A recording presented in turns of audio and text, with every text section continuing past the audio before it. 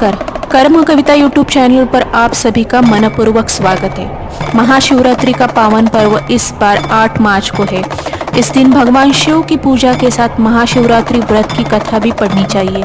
चित्रभानु की कथा पढ़ने से आप भगवान शिव की महिमा और उनकी भक्ति के महत्व को समझ पाएंगे। भगवान शिव भोले हैं, वो आसानी से प्रसन्न होते हैं। वो सच्चे मन से जल अर्पित कर देने मात्र ही प्रसन्न होकर अपने भक्तों के दुख दूर कर देते हैं और उनको शिवलोक में स्थान प्रदान करते हैं।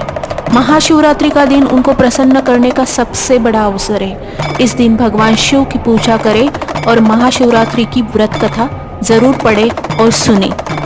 धन्यवाद। पूर्व काल में चित्रभानु नामक एक शिकारी था। जानवरों की हत्या करके वो अपने परिवार को पालता था। वो एक साहूकार का कर्जदार था, लेकिन उसका ऋण समय पर न चुका सका। क्रोधी साहूकार ने शिकारी को शिवमठ में बंदी बना लिया।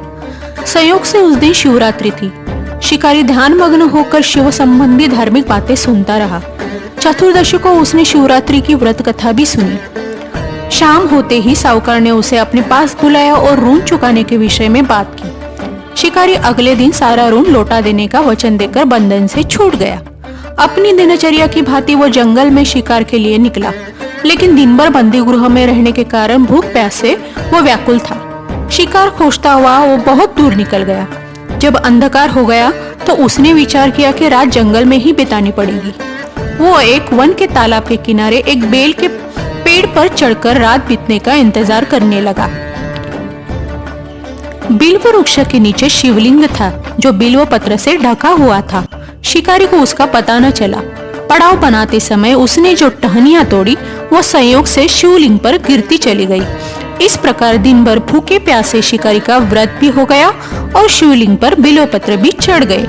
एक प्रहर रात्रि बीत जाने पर एक गर्भिणी हरिणी तालाब पर पानी पीने पहुंची। शिकारी ने धनुष पर तीर चढ़ाकर जो ही प्रत्यंचा खींची। हिरणी बोली, मैं गर्भिणी हूँ, शीघ्र ही प्रसव करूंगी। तुम एक साथ 2 जीवों की हत्या करोगे, जो ठीक नहीं है। मैं बच्चों को जन्म देकर शीघ्र ही तुम्हारे समक्ष प्रस्तुत हो जाऊंगी, तब मुझे मार देना। शिकारी ने प्रत्यंचा ढीली कर दी और हिरणी को जाने दिया। हिरणी जंगली झाड़ियों में लुप्त हो गई। प्रत्यंचा चढ़ाने तथा ढीली करने में कुछ बिल्वपत्र अनायासी टूटकर शिवलिंग पर गिरते गए।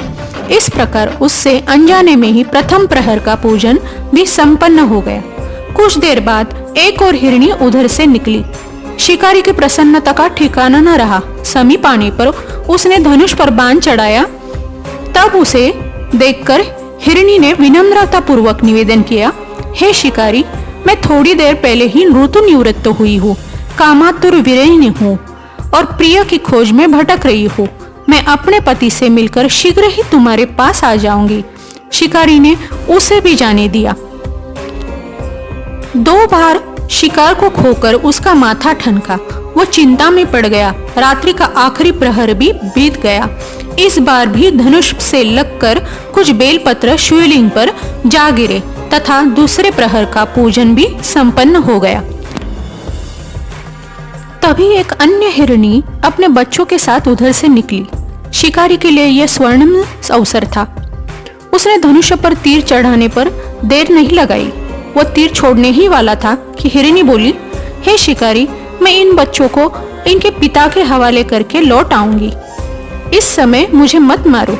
शिकारी हंसकर बोला, सामने आए शिकार को छोड़ दूं? मैं ऐसा मूर्ख नहीं। इससे पहले मैं 2 बार अपना शिकार खो चुका हूँ।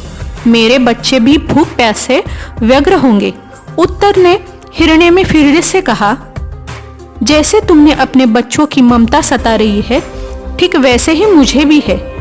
हे शिकारी, मेरा विश्वास करो, मैं इन्हें इनके पिता के पास छोड़कर तुरंत लौटने की प्रतिज्ञा करती हूँ।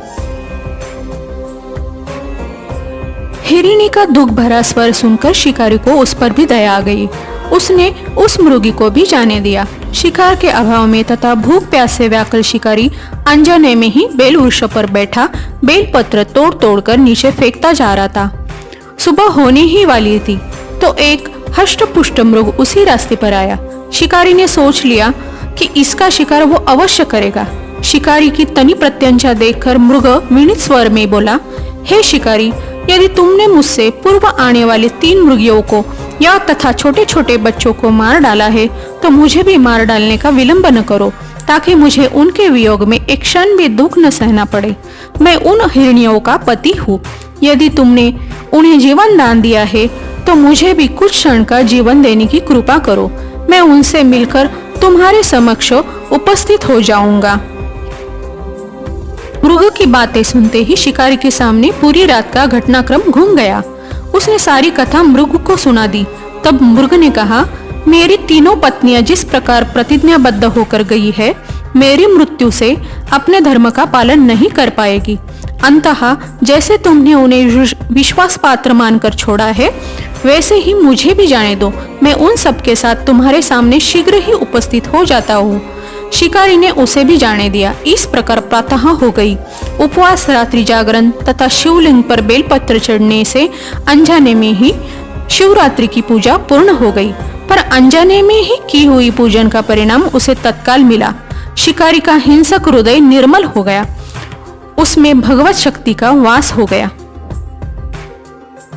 थोड़ी ही देर बाद वह मृग सपरिवार शिकारी के समक्ष उपस्थित हो गया ताकि वह उनका शिकार कर सके। किंतु जंगली पशुओं की ऐसी सत्यता, सात्विकता, सामूहिक प्रेम भावना देखकर शिकारी को बड़ी ग्लानि हुई। उसने मृग के परिवार को जीवन दान दे दिया। अनजाने में ही शिवरात्रि के व्रत का पालन करने से शिकारी को मोक्ष की प्राप्ति हुई। जब मृत्यु काल में यमदूत उसके जीव को लेने आए तो शिवगणों ने उन्हें वापस भेज दिया तथा शिकारी को शिवलोक ले गए।